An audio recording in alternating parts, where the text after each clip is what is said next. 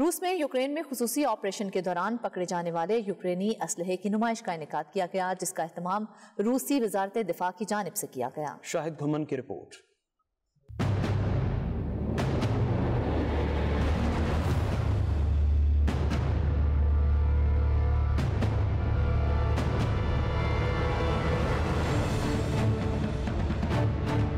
रूसी वजारत दिफा की जानिब से मॉस्को में असलहे की नुमाइश का एहतमाम किया गया। नुमाइश में यूक्रेन ऑपरेशन के दौरान पकड़े गए यूक्रेनी मुसल्लह अफवाज के साजो सामान पेश किया गया, जिसमें अमेरिका, बरतानिया, जर्मनी, फ्रांस, स्वीडन, फिनलैंड, तुर्की, ऑस्ट्रेलिया, जनूबी अफ्रीका, यूक्रेन का असलहा शामिल है। नुमाइश में फौजी साजो सामान के 30 से ज्यादा नमूने रखे गए हैं।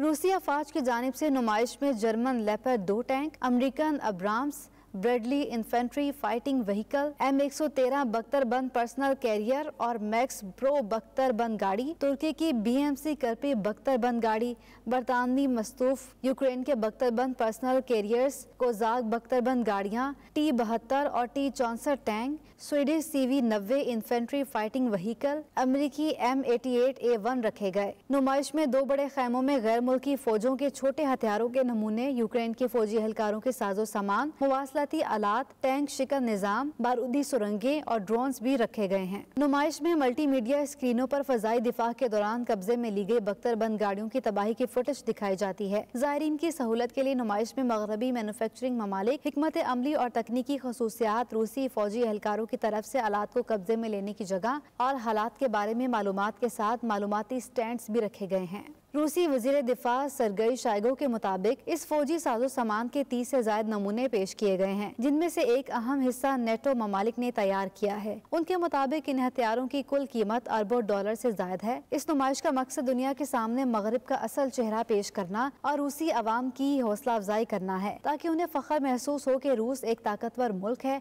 जो अपना दिफा करना और दुश्मन के साथ लड़ना खूब जानता है।